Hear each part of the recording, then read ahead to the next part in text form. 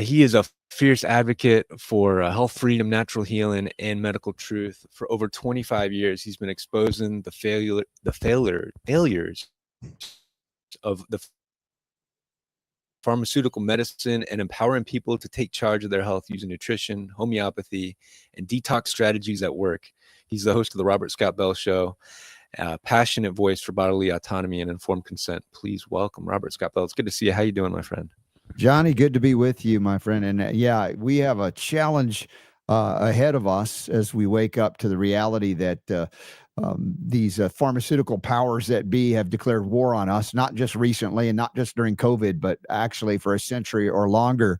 And part of the way they do that is by destroying our interface from the outside world to the inside world, and that is the epithelial lining of our gut. How's that for a starting point? Oh, you're exactly right. I got a gut feeling something's wrong, isn't it? Yeah, it's we're talking about this glyphosate. I asked you to come on and talk about how to detox from this and feel better. A lot of people haven't heard of it. For them, what is it and why should they care? Well, it's the active ingredient in that trademark named Roundup. Roundup Ready Crops, Roundup, and people go to their local hardware stores often and buy this stuff to kill weeds that they don't want, including the ones that could save their lives and cure their cancer, like dandelion, for instance. You want a pretty lawn? I'm like, no, stop growing pretty lawns. Grow stuff you can eat, and that includes the herbs that can heal you. But glyphosate just decimates and destroys all of these things. It's a chelating agent too. So if it goes into you, it's going to bind a lot of things like minerals like you need to heal your tissue, including copper and especially copper. And so the glyphosate not only kills things like microbiome health, but it destroys the integrity of the connective tissue by displacing, for instance, the amino acid glycine, which is very interesting for also connective tissue, epithelial tissue integrity. Like it punches holes in your gut.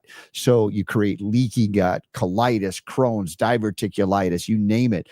Any number of things can be attributed to the ongoing chronic exposure and ingestion of glyphosate. People are like, well, I don't eat glyphosate. How would I? That's not me. I'm like, are you vegetarians? Alert, vegetarians, you guys. If you're not eating all organic, the grains and beans and rice and legumes and chickpeas are all desiccated and dried as a crop with glyphosate before harvesting so they can get it harvested at the same time. And the residues of glyphosate end up in you, even if you think it's a superior thing to eat as a vegetarian. Whether you do or don't, that's up to you. But make sure you're putting cleaner stuff because this glyphosate is on and in everything, residual. And so it really is decimating, again, not only the microbiome, that's the seat of your immune system. 70 or more % of your immune system comes from healthy microbiome and biodiversity. It destroys that, but it literally destroys the integrity of the lining of the gut, can mow down the villi that are the home for the microbiome in the gastrointestinal tract. So there's a lot of issues that manifest from that are never looked back at as, oh, that glyphosate did that. Although there have been lawsuits that have been won against Monsanto, now Bayer, that owns it, that show a link to various cancers. Right, and you about it being a chelator for copper, but it's so many of these things, and then now we're seeing that just drift levels just from the neighbors. Really small levels can stop up to 80 to 90% of those nutrients get in there, and it's also an antibiotic, right? So yes, can you touch on that and how that affects our health? Well, anytime you disrupt what we call the gut microbiome, particularly biodiversity, like an antibiotic does, you end up with opportunistic infections or dysbiosis. It's kind of like when people go, and they know this, they go on an antibiotic and then they end up with a yeast infection, overgrowth of yeast. That's an opportunistic dysbiotic microorganism that exists within the colon normally and naturally, yeast and candida. But when you disrupt the balance of the microbiome and its biodiversity, suddenly you have an opportunistic infection, like something overgrows. It may be bacterial, but in this case, it would be fungal.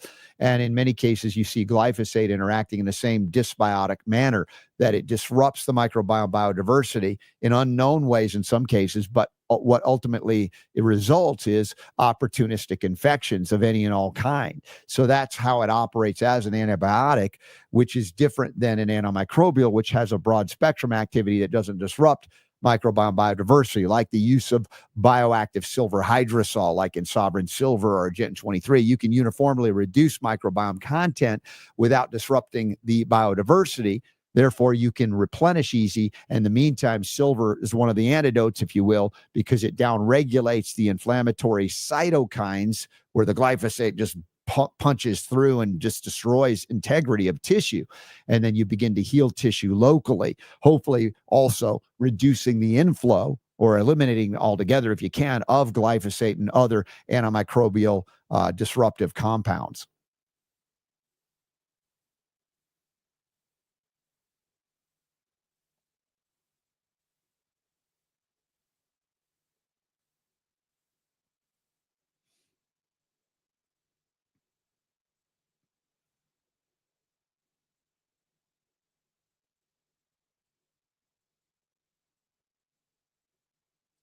Johnny, I don't know if you lost battery power or connectivity because it froze.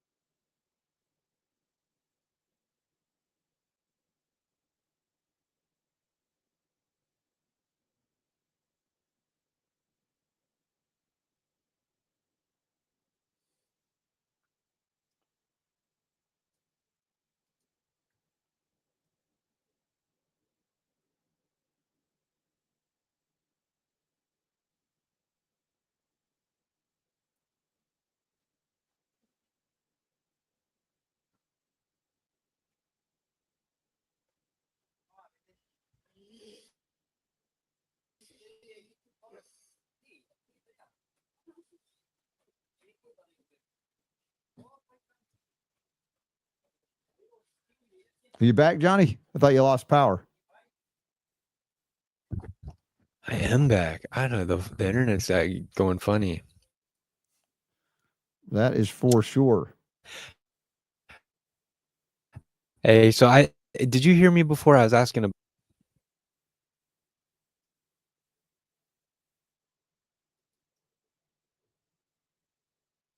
No, you keep dropping out, so I can't hear a thing, and it just bypasses all the words, and then it comes back quiet when you activate again.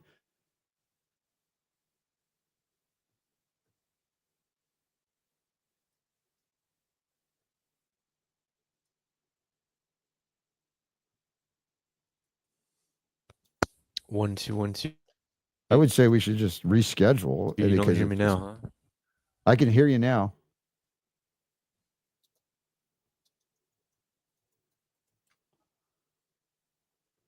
Yeah, let's just.